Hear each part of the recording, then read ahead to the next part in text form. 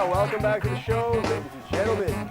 By the way, I don't eat a meal without Trafe anymore. I can eat anywhere I want now. I just spray a little Trafe on it. I can keep kosher now without having to look at labels, or it's unbelievable. So have you been using Trafe? Trafe I heard works, and so you're gonna have to use it on your new girlfriend.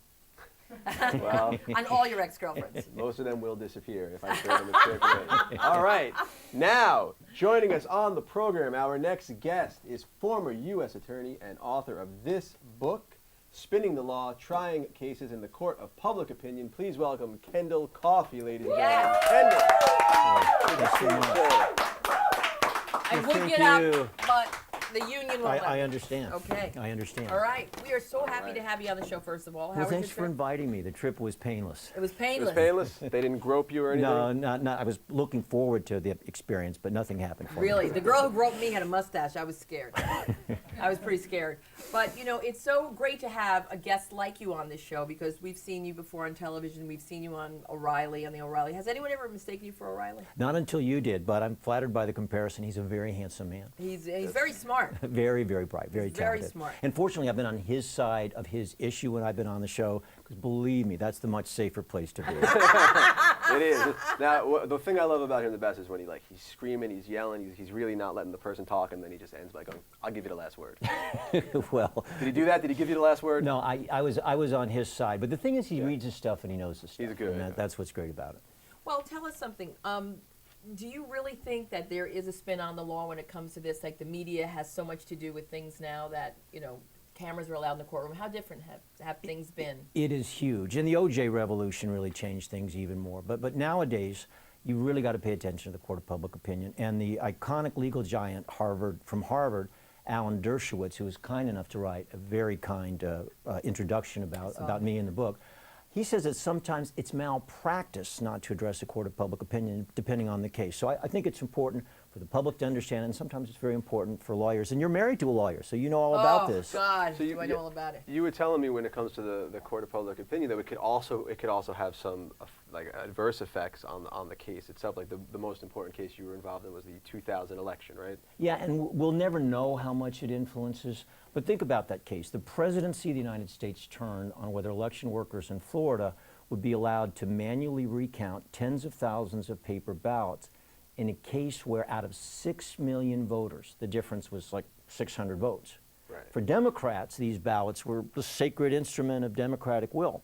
And we said, make sure everyone is recounted. But the Republican spin machine said, wait a minute, ballots, these are these goofy hanging chads, dimpled chads, pregnant chads. We all remember that. Of course. And by the time that caught on and the ballots became about hanging chads, like literally a comedian's joke on late night television, it just became that much easier for the Supreme Court of the United States to say, enough of this already, shut down the recount, no more hanging chads, dimple chads, pregnant chads. So people like myself and people watching at home who were, this was very compelling, obviously, television and for our lives. We couldn't stop. The hanging chad thing became sort of trivialized. It became trivialized and it became less important. And I think we'll never know if it had any effect at all, but I think it really made it much easier for the Supreme Court to shut it down without a massive public outcry. And you were an attorney on the Gore side, right? Yes, I can say sadly I was one of the people who lost the case and perhaps accidentally helped elect George W. Bush for 8 years. Oh my God. Well, thanks a lot, Kendall. Thanks. It's your fault. That's whose fault it is. It's all my fault. What do you think was your most compelling case?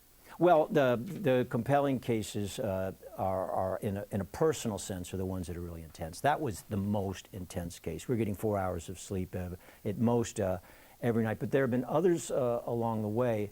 And for example, you're beating me up before the show about representing the Elian Gonzalez side of the case. But you represented his side, or you represented I was on the Elian Gonzalez, the side? 6-year-old boy's side, Okay. and we were trying to keep him in this country. Yes, another high-profile case I lost. And I learned, and that's another example of how important the court of public opinion can be, because one of the things we were fighting against was that the overwhelming weight of public opinion wanted the little boy back in Cuba with his father. Oh, really? In America? Yeah. But not in Florida. In Florida, they wanted him. Yeah, Florida knows better. The local community wanted him to stay here. But think about a case like that and how important the court of public opinion is. Our legal issue was completely lost on the public, is whether a 6-year-old has his own independent right to seek asylum from the immigration department. Nobody. I mean, even my friends and family don't remember that. What the case became about was the natural rights of a father to be reunited with his son. And the minute you say that, you say, oh yeah, we get that, father and son. And that's why you have to have in the court of public opinion a very simple, clear message that's compelling in human terms. So lawyers are sort of, the lawyers, especially lawyers handling these high-profile cases, have to be publicists. I think nowadays they have to pay attention to it. You got to follow the rules. Right. But if you're going to get beat up in the court of public opinion, it's just that much more likely that you're going to get beat up inside a court of law.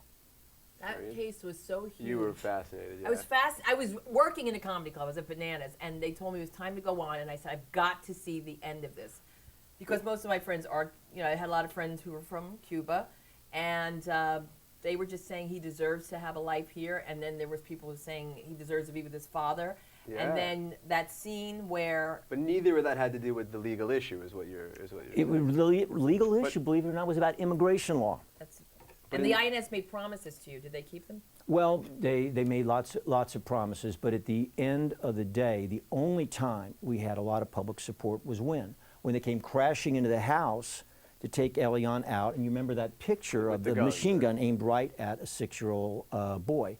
That kind of dramatic visual is so powerful in the court of public opinion that for a few days, public opinion swung in our favor. And then guess what? They put out the picture of the smiling father with the smiling Elian. I don't know if you remember that. I do. But after that, the swing in our favor started to swing back in favor of the father and take him back to Cuba. So if everyone knows public opinion is so important, I mean, the government clearly knows this, and the lawyers know this, why did they send the people in there with the guns and point the machine gun at the kid? What is wrong with them? What were they thinking? Well, they obviously didn't expect that there would be a photographer inside the house snapping that picture, because I think that picture, that visual that went around the world instantly, was a big, big factor in how it impacted. If that picture hadn't been taken, it would have just been another story, completely different story. We got to take a break, all right? But we will be right back with Kendall Coffey.